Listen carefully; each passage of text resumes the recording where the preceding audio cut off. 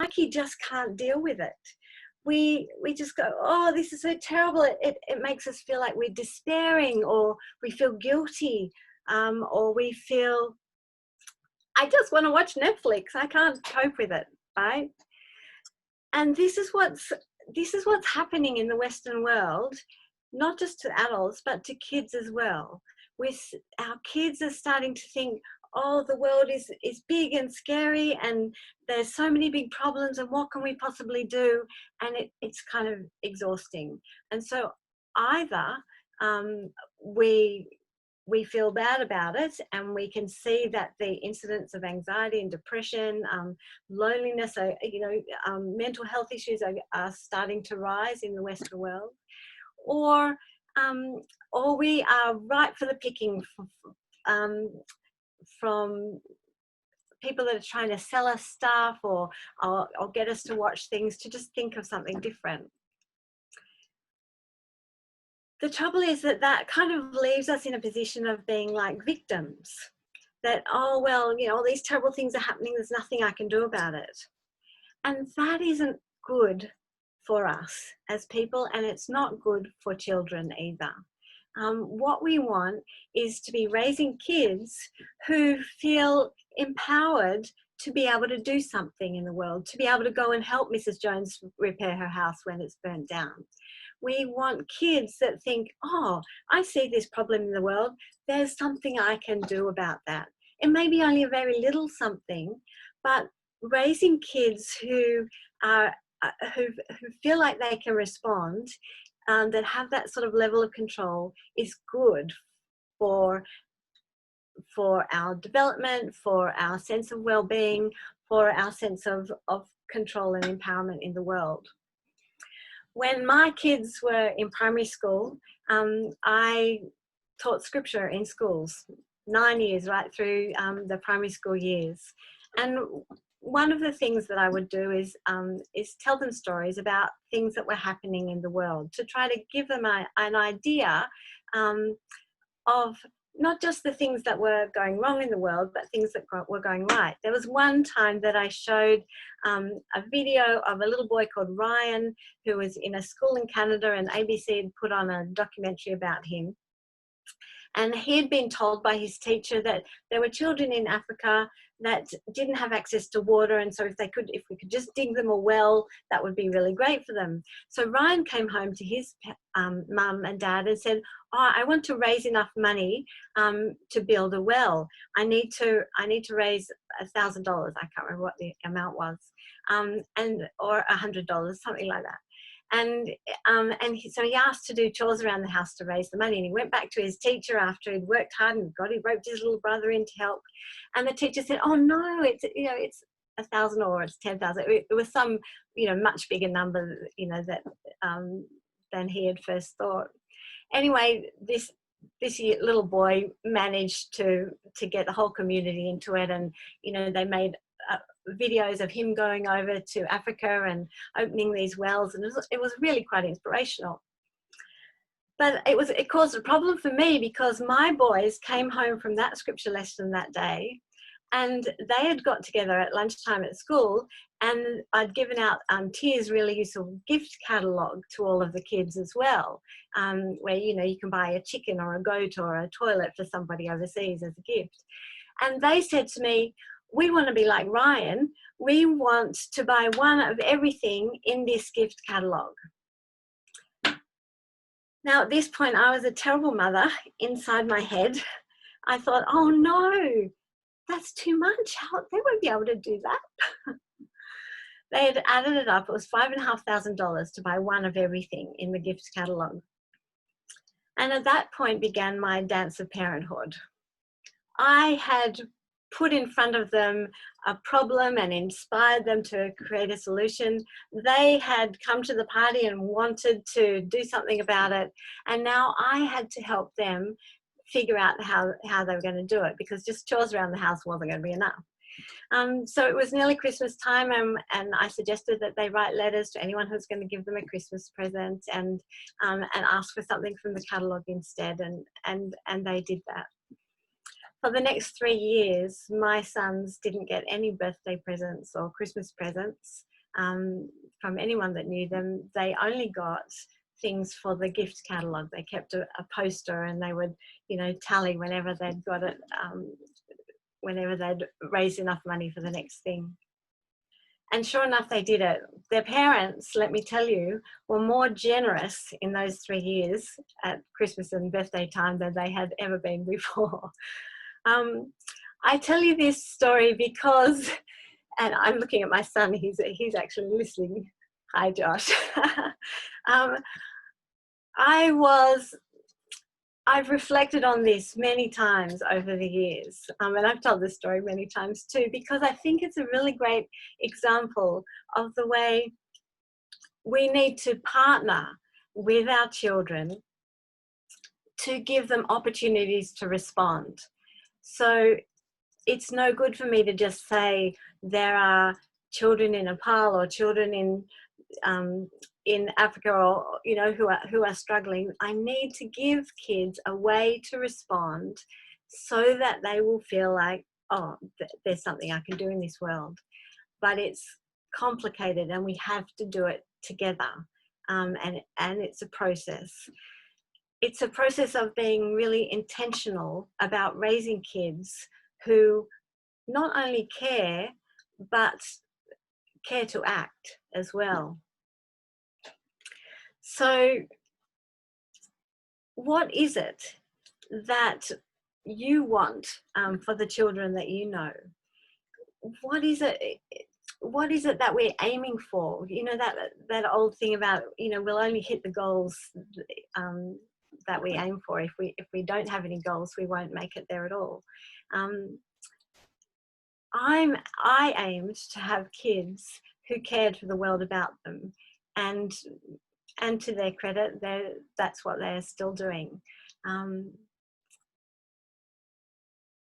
I've decided at this point, 20 years into thinking about how to raise kids to care, to write a book, literally to gather all the bits and pieces over the last couple of decades, and package it all together under this banner. I don't know if it'll be the title, but the working title is Raising Kids to Care.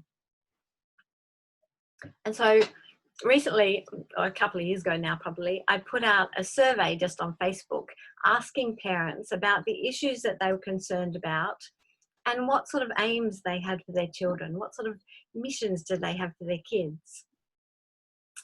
And I was a little bit overwhelmed, actually. I just put it up on Facebook to my friends, but then they sent it to their friends and their friends. And so I ended up getting 250 long answer responses from parents talking about the issues they cared about, talking about the things that they'd tried to raise kids who care, and talking about, what they were aiming for. I also sent it out to some young adults that I knew who did care, who had been raised as kids who care, and asked them to give advice. So what I'm going to do through this next half hour is take you through the chapters of the book that I'm working on right now. I'm hoping to have it done in the next couple of months. I'm going to give you, 5 minutes on each chapter. I'm going to give you a few examples of things that came out of the survey as well. I'm going to give you some suggestions of little activities that you could do, and there's a worksheet that you should have got when you registered, or otherwise it's up on the INF website. So all the resources that I talk about tonight will be in that handout. So you don't need to scribble them down. They're all there existing.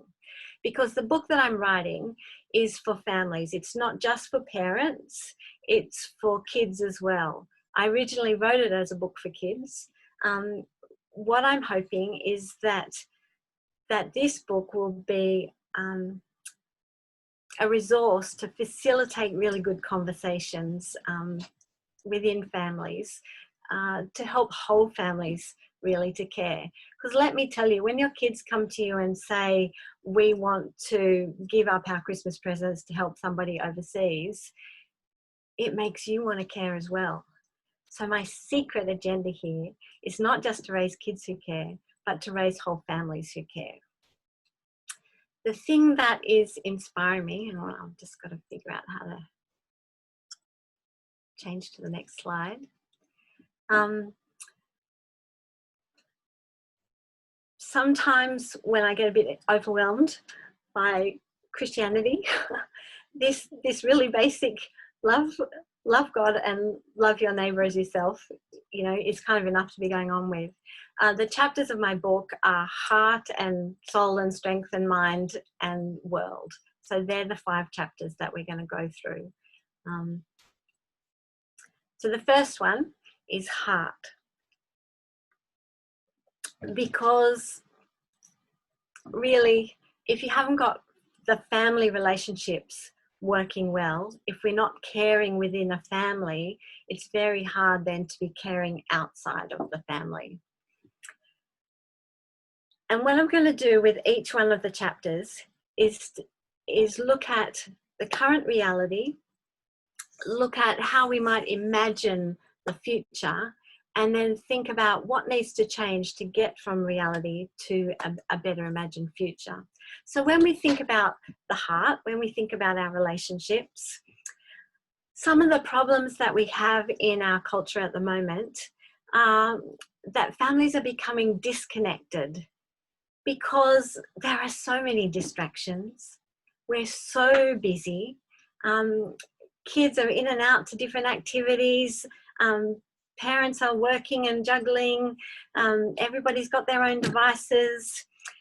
But at the same time, we see an increase in loneliness.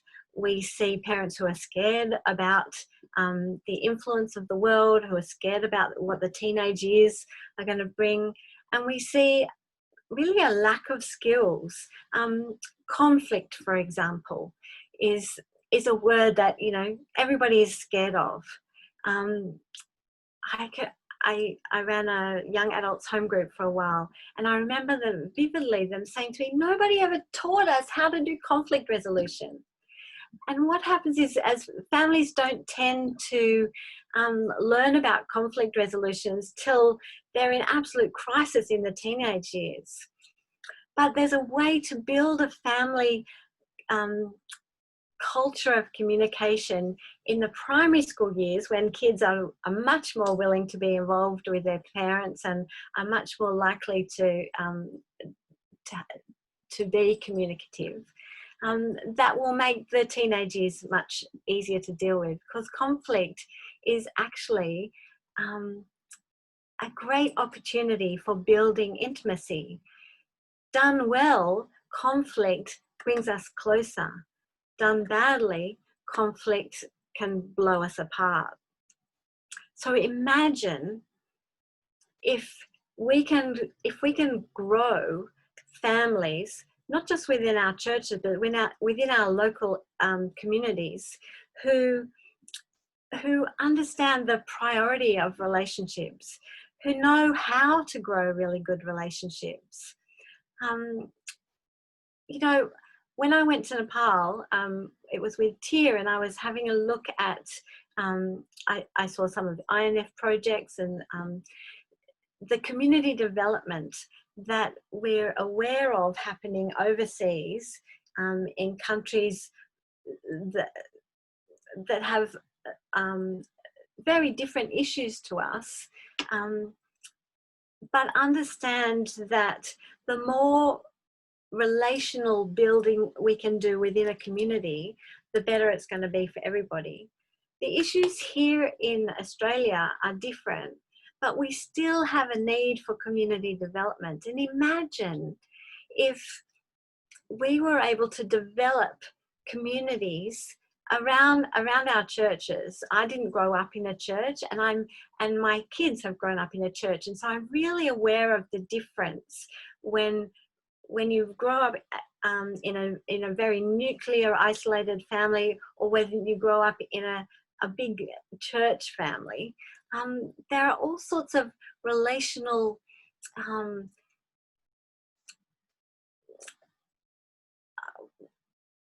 relational skills, I guess, that you pick up almost by osmosis, and opportunities that you get. And I would really like to see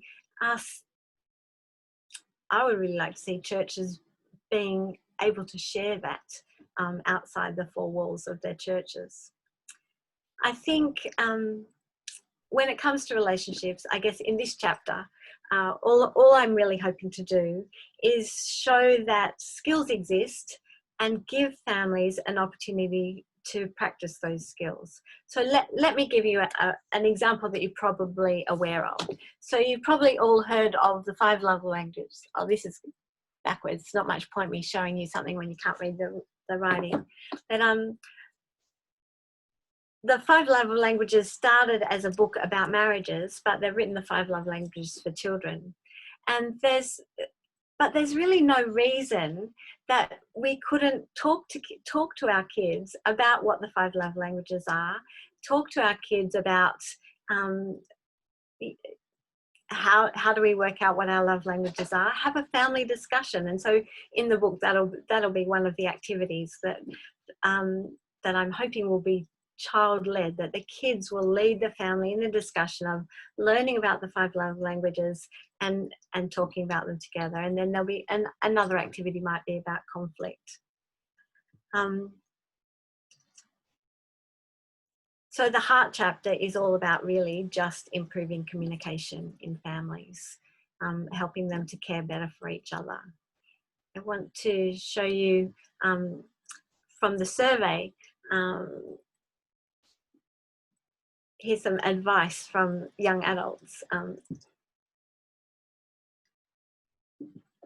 that I think really encourages us that what we do as parents makes a difference to our children.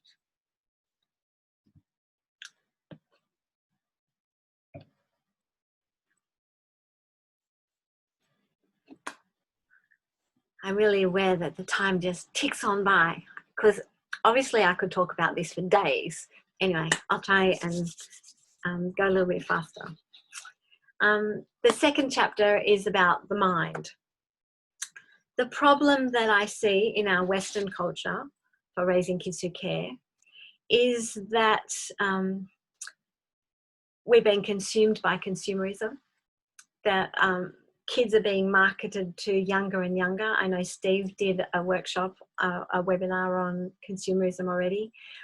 Technology, my son Josh says that I'm a cyborg, part robot, because, my phone is never far away. And, we're all like that. Technology is having a huge effect on us.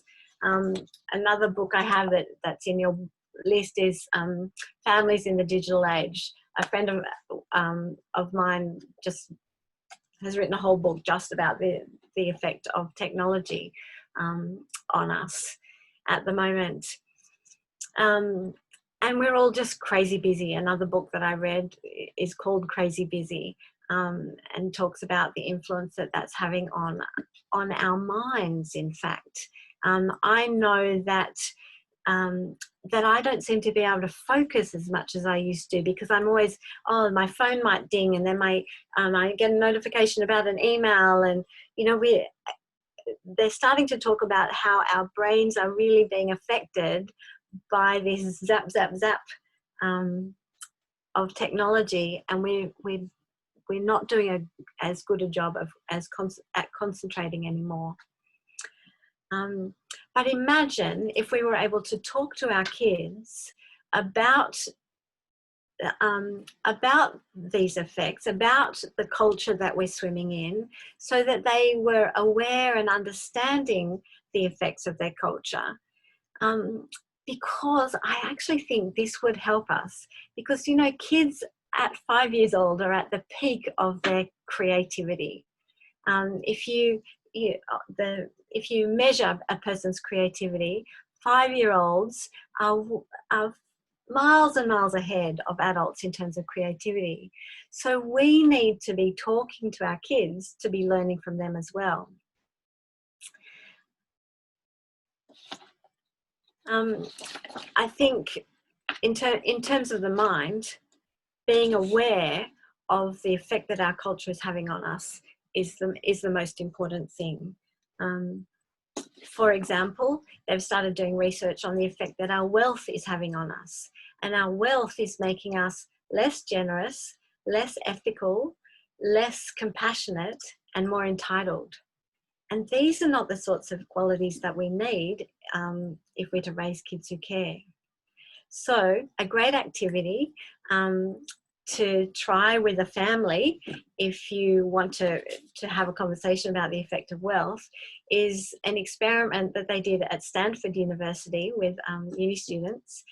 They played a game of Monopoly. So next time you're playing a game of Monopoly, just change the rules slightly. So you pick one person at random, and that person starts the game with twice as much money as everybody else.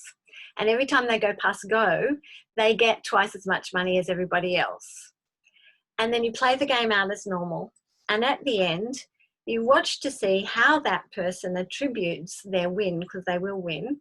And what they found at Stanford Uni was that the people who win think it's because of their skill.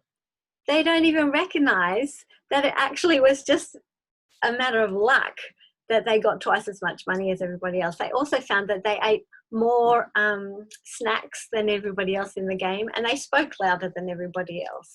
So that's a little thing for you to try at home as well, to have a look, to start a conversation about the effect of wealth. Another thing that is a really great thing to do to start thinking about the state of the world is this beautiful book. This is the best book I've read in such a long time. It's also, you know, on your reference sheet. There's a website you can go to called Gapminder. Is it gapminder.org?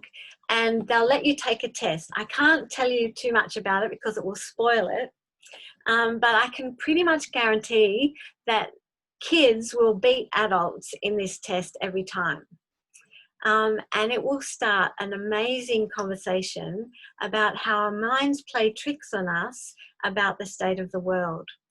They also have a link there to this thing called Dollar Street, where you can look at a whole lot of different countries in the world. They've gone and taken photos in people's houses, and you can say, what does a bicycle look like in Uganda compared to in China, compared to in South America, you know, or what does a bathroom look like in all these places? I really recommend looking at these websites with kids and talking about the difference, because not everybody in the world lives like a very rich Australian. And let's face it, we are one of the richest countries in the whole world.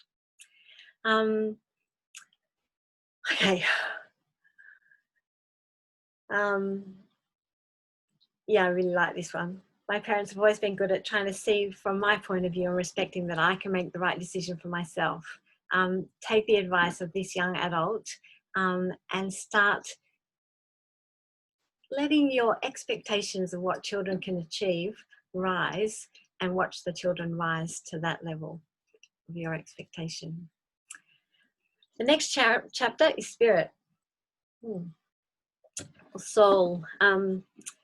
We talk about values in schools, we talk about souls in churches, but spirit, I guess I'm using because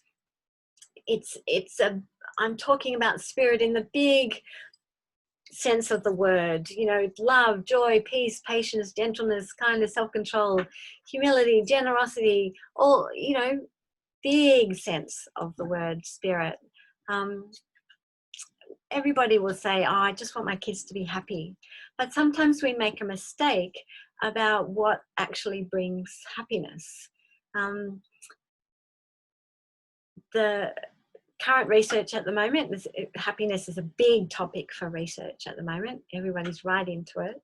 And things that make people happy are things like gratitude. Practicing gratitude regularly makes people happier. Practicing generosity makes people happier. but this is not what the world tells us. You know, if you watch TV, you know that, you know, the latest iPhone will make you happy, or the latest, you know, wild experience will make you happy. We need to be educating ourselves and our kids about what really makes us happy. And in fact, happiness is not the thing that we want to be chasing after. Contentment is the only thing really that we have control over. So in the spirit chapter, I want to be talking about the fact that as our societies become more and more unequal in wealth, as the gap between the rich and the poor gets wider and wider, what we find is that social cohesion gets worse. So what I mean by that is, if you live in a country where there's very rich and very poor, like the US and increasingly Australia, compared to somewhere like Japan or Sweden, where the gap is much smaller, what they're finding is that people trust each other less. There's more violence, there's more murders. The society starts falling apart when there's not enough generosity, when there's not enough humility, when things start getting out of whack.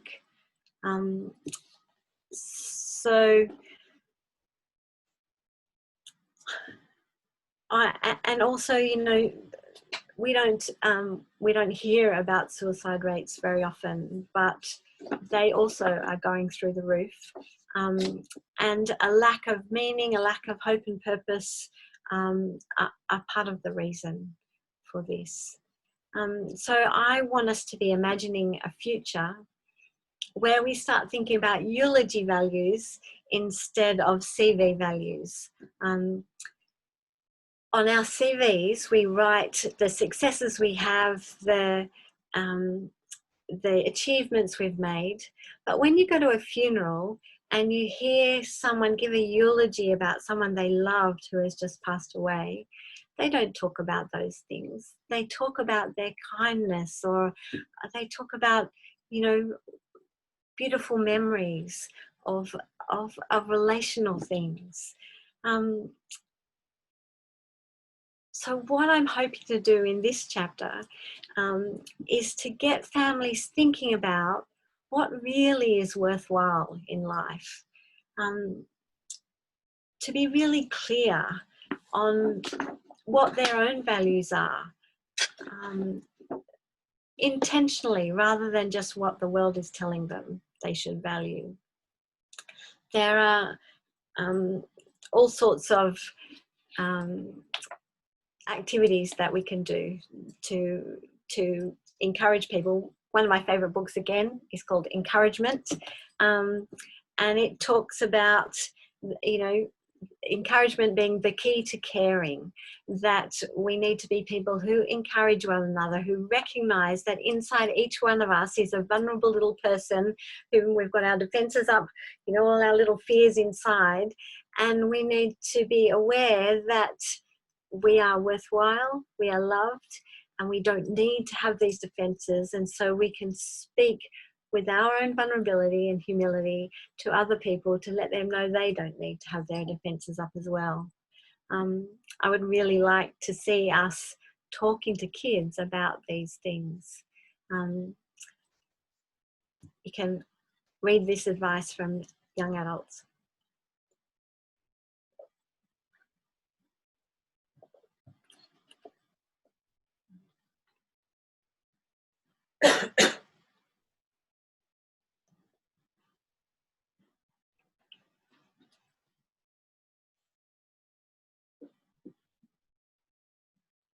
Is it just me? I find that gold. Okay, second last chapter. Oh my gosh, the time is going so fast. Strength. I really love the serenity prayer. This God grant me the serenity to accept the things I can't change, the courage to change the things I can, and the wisdom to know the difference. I think in a world where we're all being told that we have to be rich and famous, to understand that there are some things that we're not going to be able to change, that bad things are going to be happen. We seem to be in such denial about grief and pain and death in our culture. But sometimes bad things happen.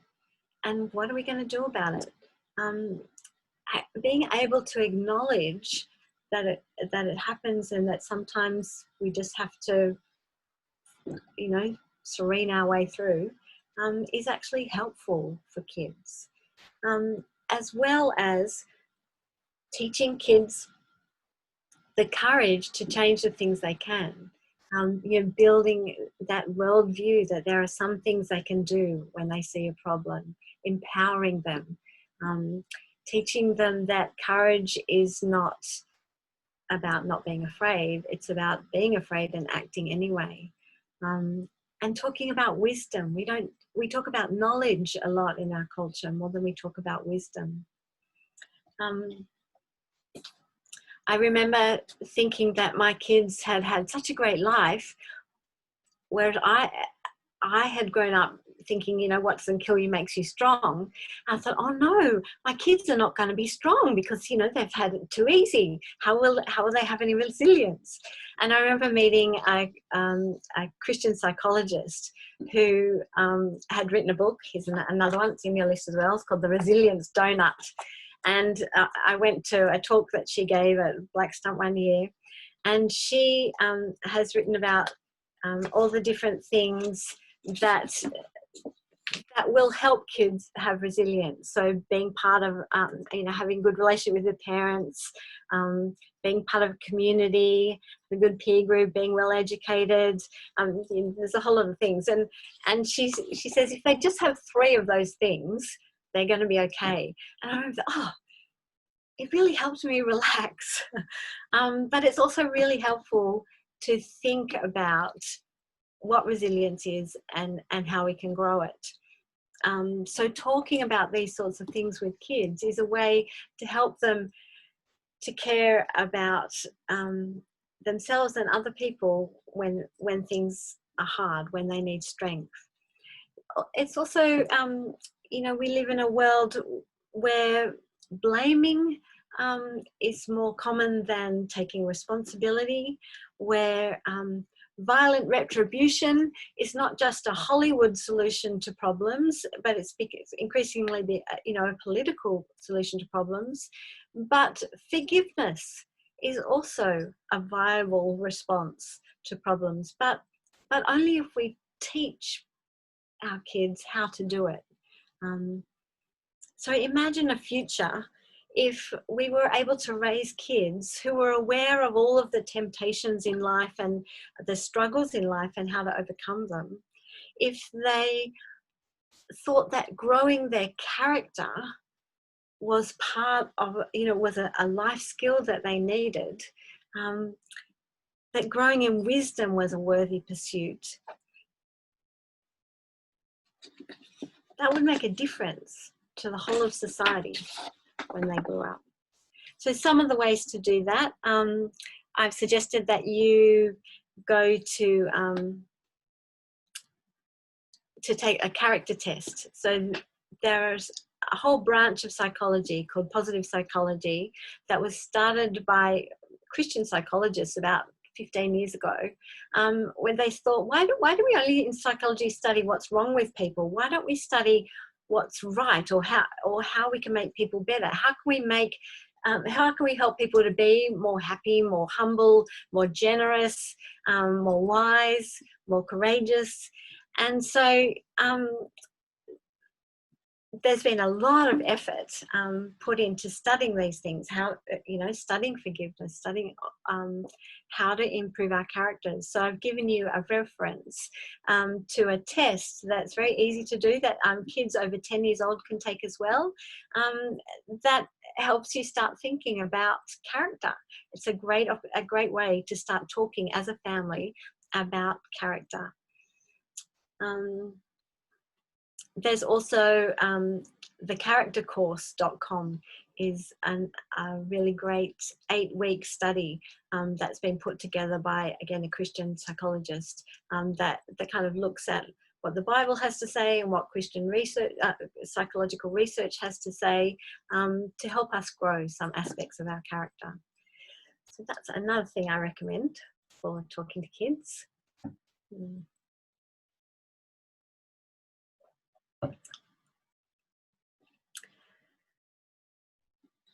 And now the last chapter, which is my secret agenda, because what I really want is to have more people who care about what's happening in Nepal or what's happening in some of the poorer countries of the world.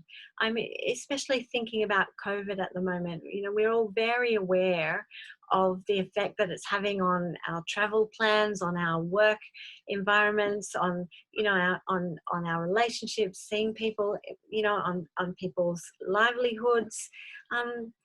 But we're not hearing very much about the effect of COVID in countries that don't even have the capacity to report on the numbers, let alone to deal with it well.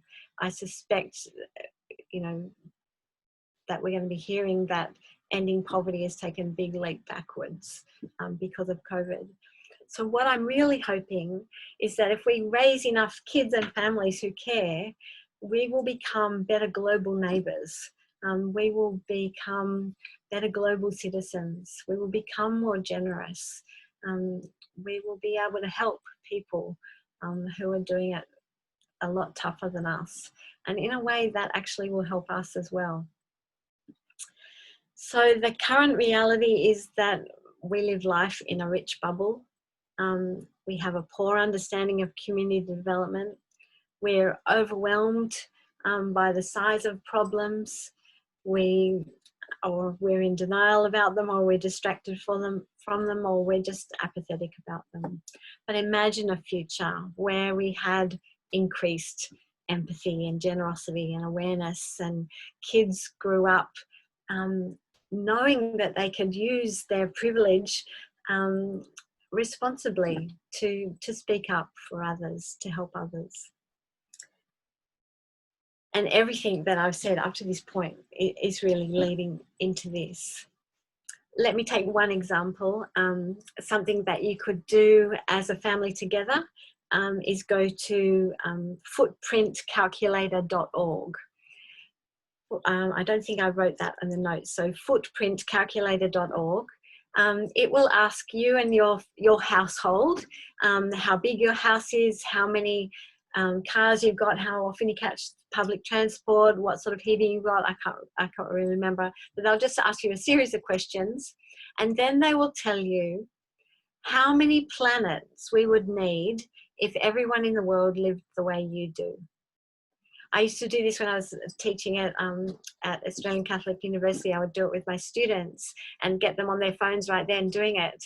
And I was pretty happy because no one was able to beat me. I was like 2 or 2.5 planets or something. None of them could ever get as low as that. The only reason I could get that low is because my boys like to have cold showers so that they're not wrecking the planet.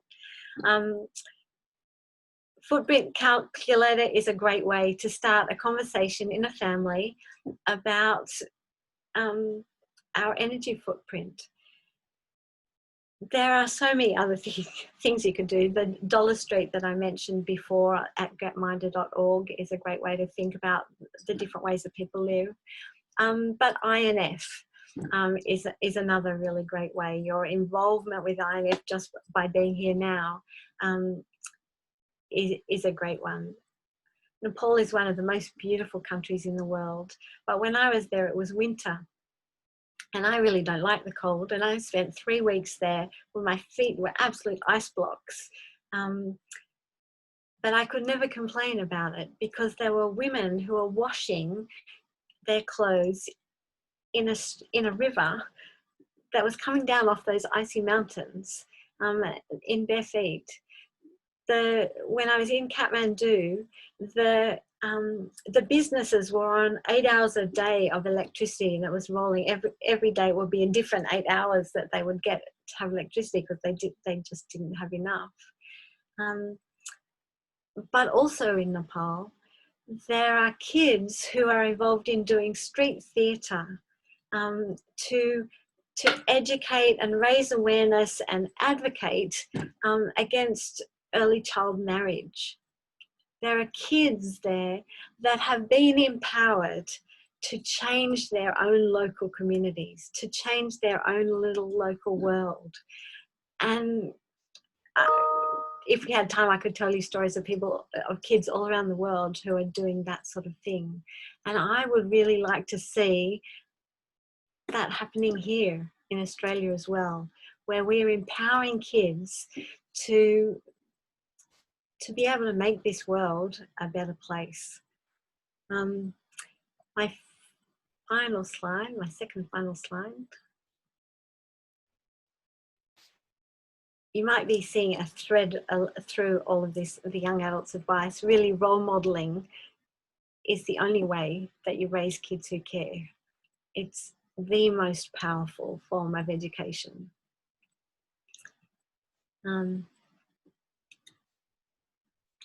The parents in the survey, I asked them, you know, what sort of family mission statements they had.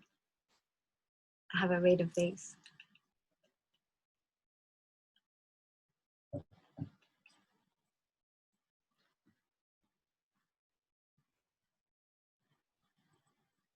I really like the last one.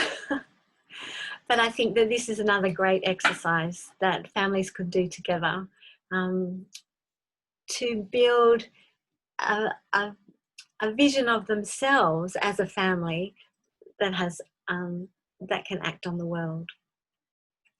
I want to tell you very briefly about one final idea that I have for doing community development here in Australia.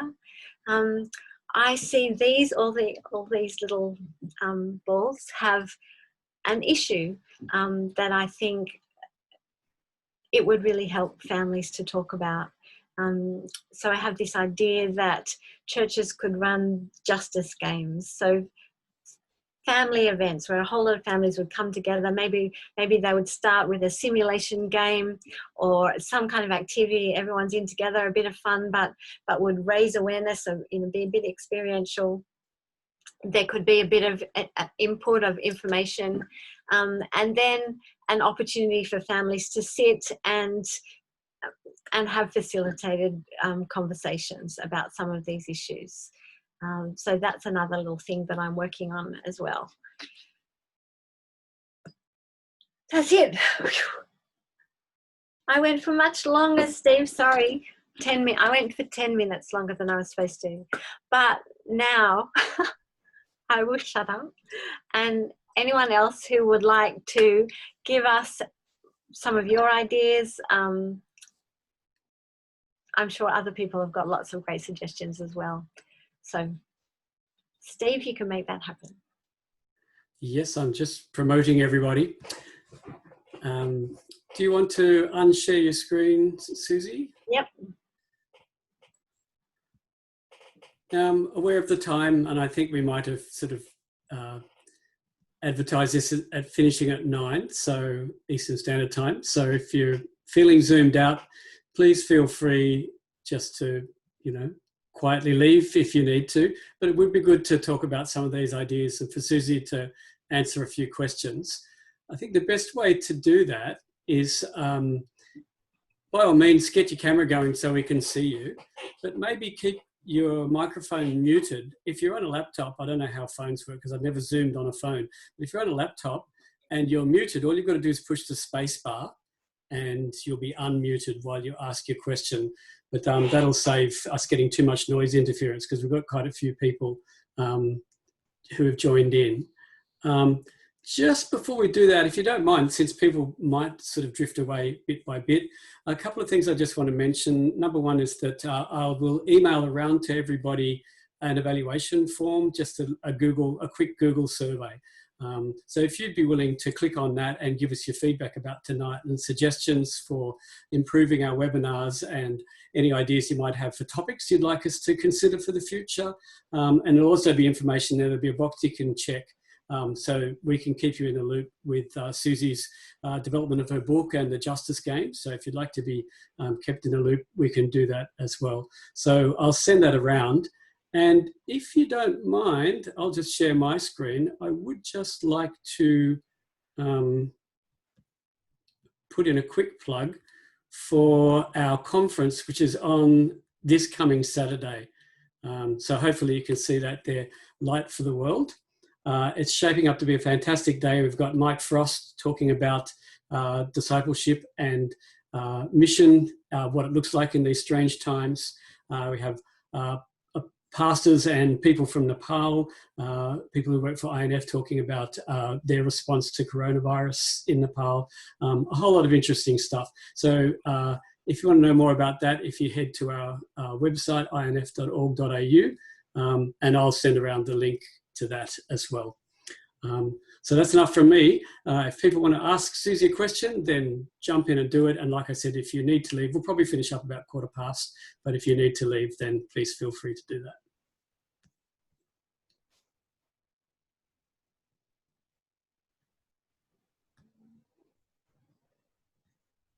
Jumping into it. It could also be, I'm sure people have great ideas themselves. Yeah. Anyone got any great ideas of things that have worked or that they reckon will work?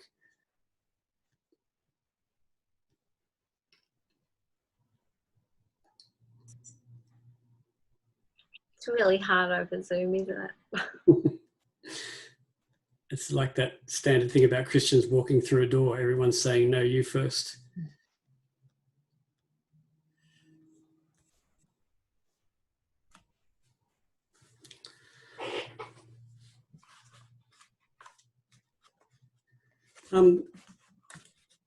Susie, if we could ask you to boil it down to, 3 things that you would say, this is what you need to do, what would those 3 things be? 3 quick sound bites. Is that too hard a question to answer? No. I did a whole master's degree of peace and conflict studies. And really, the only tool we have for conflict is communication in all sorts of various forms. So good communication is the groundwork for everything else. So finding time for quality conversations with kids is absolutely crucial. And that sounds so ridiculously obvious, but in our busy worlds, it's not. It doesn't always happen. Then also, I would say, I mentioned briefly that kids rise to the level of our expectations, and I think as parents, I can see Josh in the corner of my screen, my son, that they're our babies, right? And so they're always a couple of levels of development ahead of what we think they are. The things kids learn and discuss at school is just absolutely amazing. And so finding opportunities to let them teach us is crucial, because, you learn more from what you teach than what you hear. And too often parents are doing the talking instead of the listening. And then thirdly, actions speak louder than words. So role modeling, but experiencing things together, doing things together, volunteering together came up in the survey all the time. Yeah, they would be my 3 things: communications and expectations and experiences. How's that? Pretty good, eh? I have a question. Oh. Hi, my name is Liz. I'm actually calling in from Hong Kong. And just thank you so much for sharing such amazing truths, Susie. Really appreciate it. Just a question about how much detail to share with kids so you don't traumatize them. In our work, we are exposed to a lot of horrors that affect kids around the world, and we want to raise kids that are aware but obviously aren't traumatized by detail. So are there any guidelines as to how much detail, I guess, to share with kids, or what age range, or any guidelines along that line? The main guideline would be that we want to always keep in mind that we're not just dumping something on kids, that there always needs to be some way to respond. You know, we might be talking about, you know, kids who have there's been a big disaster somewhere, and, you know, this is terrible, but this is how we can help them. And it might be some tiny little thing, you know, we're going to donate some money, or we're going to write a card, or something. But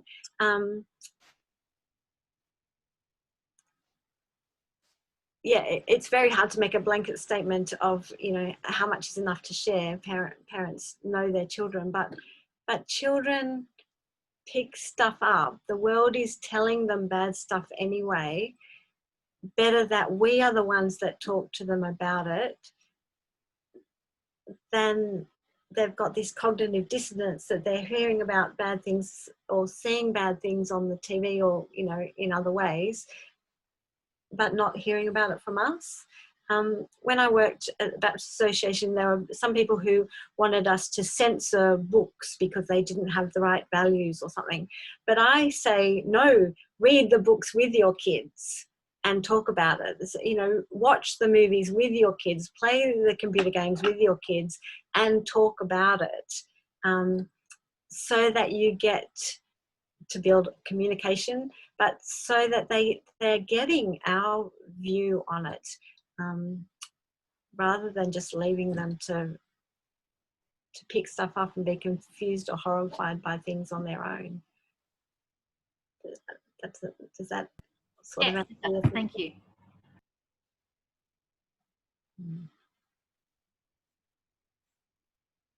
You're on mute, Steve. Can't hear you.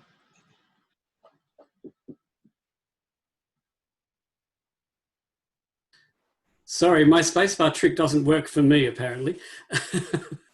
Oh, I didn't butt in.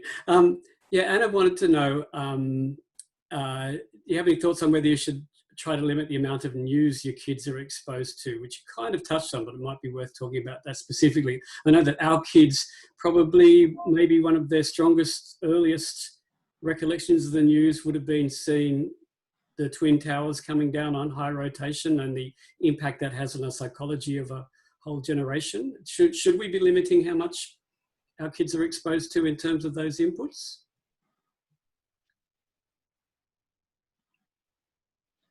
Well, yes, I started that, but I don't think only kids should be limited. I think we all should be. And, you know, that's a whole issue of journalism, I suppose. But failing that, talking about it.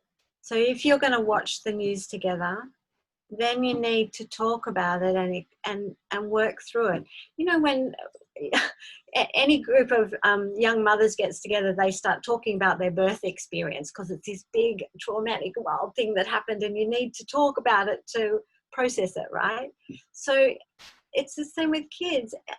You know, you hear stories about kids who, you know, something terrible happened when they were little and nobody explained it to them, or they weren't allowed to find out, you know, why their dog died or why their father died. Better that if kids are going to be exposed to things, and we know kids, as you know, 8-year-olds are being exposed to porn now because of the internet. Better that we are involved in talking about those things than just leaving it to affect the kids anyway, I think.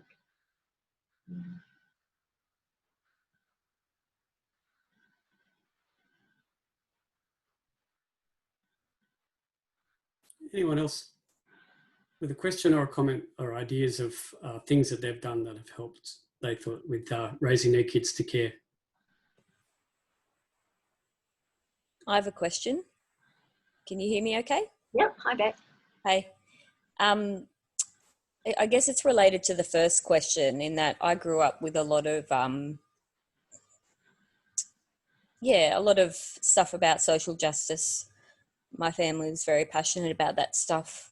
But I guess there's also a debilitating guilt that can come with that as well, and the privilege of guilt. the guilt of privilege, rather. Yeah. I'm just wondering if anyone has any ideas, or because I've never found a way to cope with that adequately. And I want to bring my kids up with the compassion and the ability to act, but without the debilitating guilt, if that makes sense. Yeah. I think that I still have that. I think that guilt powers me a bit as well. I think, how can we not have it to some extent?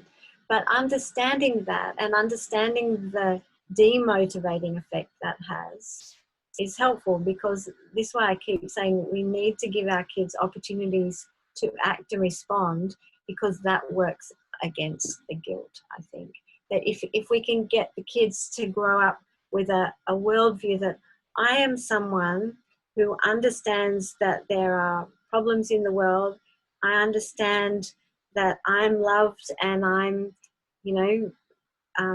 very blessed. And I understand that I am someone who can do something to help.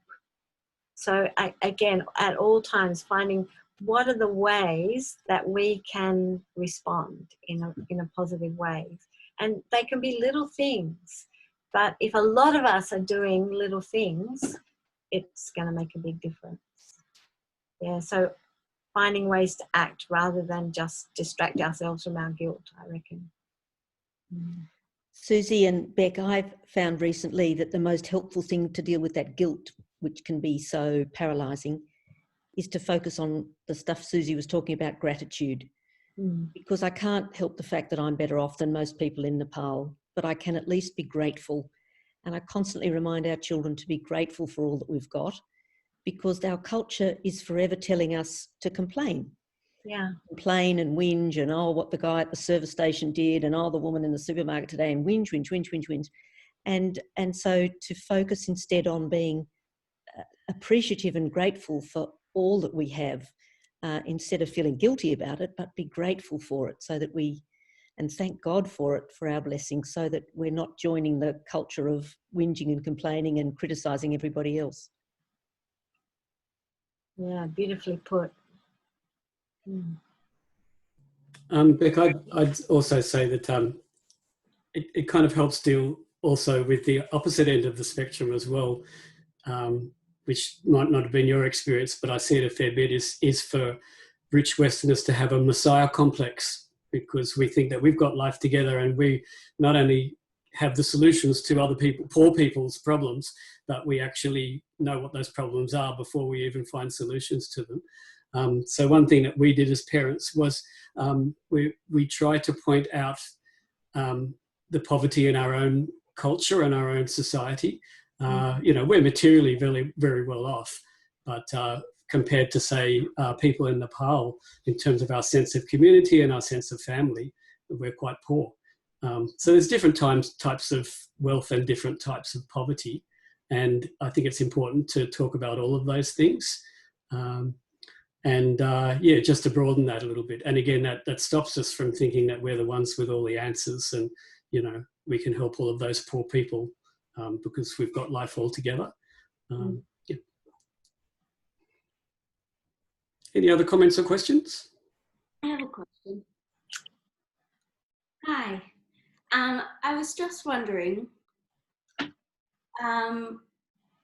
what advice would you give to adults that pick up your book and you say, open communicate with your children about these topics, but haven't themselves grown up or been exposed to good communication skills? Like, then how do you properly demonstrate that for your kids?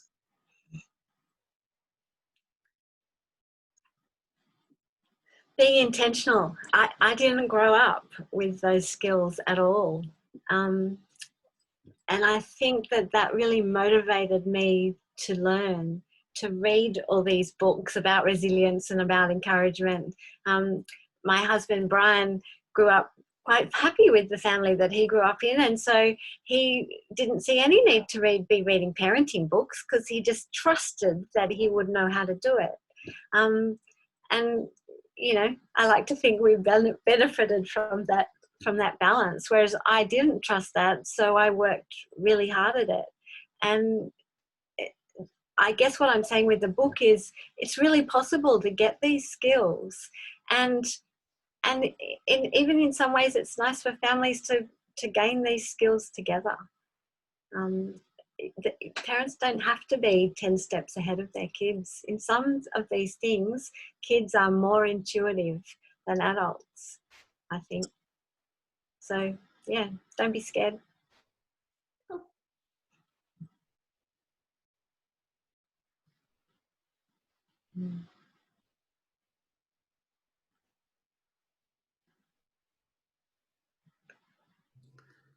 Susie, how much does, you know, my wife Diana, one of her catch cries is that kids in our kind of modern connected digital world, they've got everything at the click of a mouse in terms of actually seeing stuff. So they're knowledge rich, but experience poor.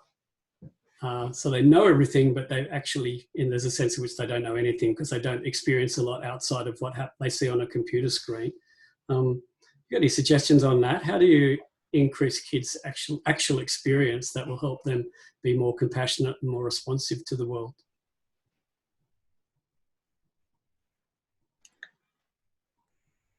Yeah, you have to get out and do things. I know people who their experience of Christmas dinner is going to help in a soup kitchen, or and the kids will say that's the best Christmas they've ever had. They want to do it every year. Other families, you know, take their kids overseas to literally show them people live differently, and getting kids out literally to get those experiences. I'm such a big fan of experiential learning. There are so many ways that you can volunteer or give your kids some of those experiences, but it takes being intentional. It's kind of scary and an effort, and you know, it's much easier to just, you know, sit and watch Netflix. But that's part of the intentionality, is you have to get your kids and you out of your comfort zone, to get to know how different people experience life. And I'm not saying what families should do. I think all sorts of families could do all sorts of different things. I mean, diversity is fantastic. But find out together as a family, you know, maybe you care about conservation of birds, or maybe you care about the environment, or maybe you care about refugees, or maybe you care, you know, there are so many different things that you could be involved in. Getting involved. One of the things that I would like to see is more volunteer organisations making a space for families to be involved. There aren't that many. There are some volunteer organisations who won't let anyone under 18 participate. But Voices for Justice, for example, you know, once a year, about 300 Christians go down to Parliament House and have meetings with politicians about increasing the foreign aid budget. And children are welcome. Whole families go and do that. And when the whole family goes and has an experience together, they have this shared language and shared passion, and it's absolute gold, I think. Not to mention that the politicians are better behaved when there's kids in the room. Yeah, it works really well. We've got time for just one more quick question. Has anyone got a question or a comment that they'd like to make?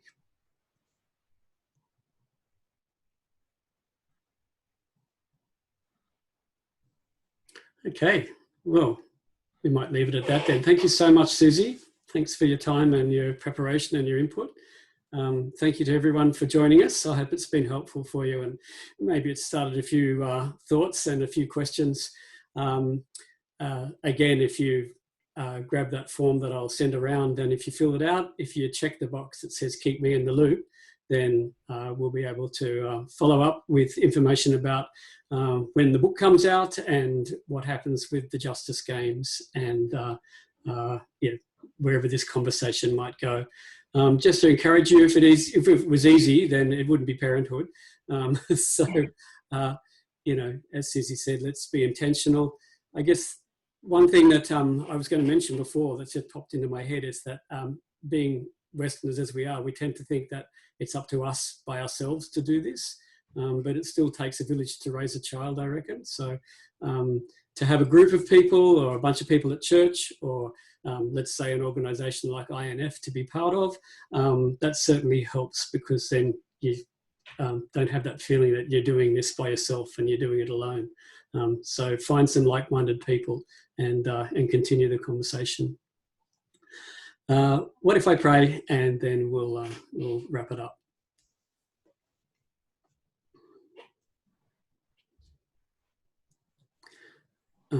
I confess, Lord Jesus, at reading the news, seeing the situation that our planet and the people on our planet are in, and often despairing of hope for our world, wondering what could possibly change this trajectory that we're on, when the answer is obvious that the only thing that will is our future generations.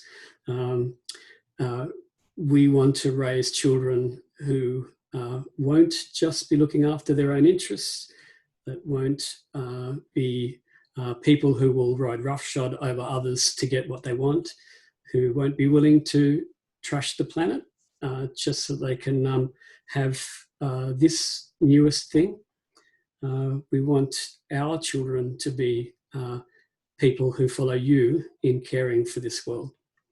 And so give us wisdom, give us courage, give us clever ideas, and help us in raising our kids to be the sort of people who will care for and nurture the future of this world and everyone in it.